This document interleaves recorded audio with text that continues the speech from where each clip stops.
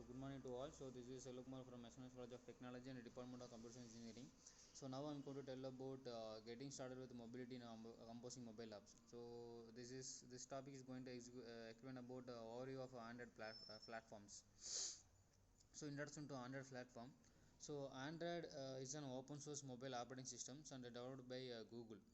So it is based on a Linux kernel and designed primarily for touchscreen mobile devices.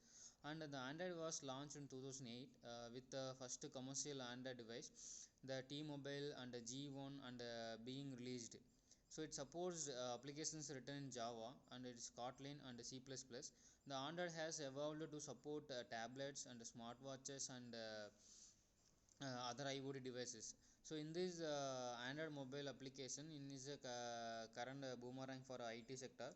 So this is a very important in designing Android application. Without in case we have to we can start any small business, they depend upon the own application for transferring money and ordering the transferring the money, plus explore the business to the customers, or they are using towards different applications for business to business customers. History of Android. So Android was created by Android Inc. and in 2003 and later acquired by Google in 2005. So the first version of Android was released in 2008 and it was named Android 1.0. So Android has gone through several major updates with deserts themed and code names until Android 10. The platform uses a versioning system like 2.0 Éclair and 4.0 ice cream sandwich, etc. up to its current version. So Android's open source nature has allowed widespread adoption across device and manufacturers. Android architecture overview. So Android architecture consists of 5 key layers and is like applications and application framework and libraries and Android runtime ART and Linux kernel. So the Linux kernel forms the base of the platform and handles core functionality like security and process management. So Android runtime ART, it means it execute Android apps and provides memory management and garbage collections. Applications framework provides a high level services like window management and content providers and location services. And Android applications run on the topmost layer and interact with the framework through APIs. Key components of Android. So activities. So UI components that represent a single screen in an application and services. It background tasks that run independently of UI. Example, music playbook. Broadcast receivers and content providers and intent.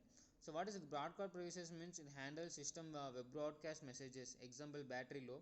And the content providers, it is used to manage data sharing between different applications.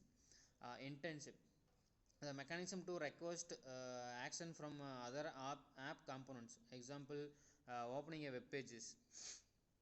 Android development tools. We have a different Android development tools like Android Studio, SDK and emulator and Gradle and Android debug bridge. So Android Studio is a open source software.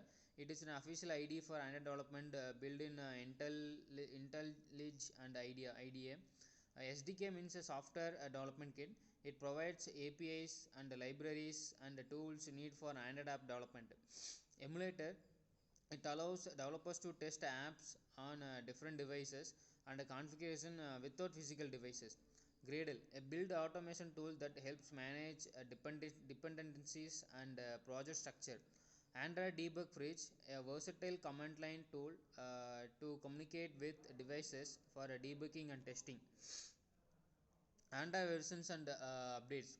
So Android version system follows a pattern of numbered releases. Example, Android 11 and Android 12. So application program interface level or each Android version has a corresponding API level indicating the features and capabilities of the version. So over the years, so Android has introduced new features like a multi-window support and notification and enhanced securities.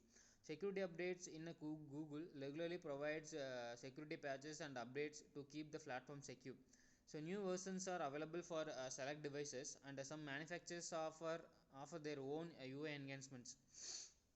Advantage of Android. open source and wide device support and a custom build UI and a large app ecosystem and multitasking support and in a future emerging technologies like a foldable devices and 5G and augmented reality are integrated into newer Android systems. So these are all about Android sections. Thank you.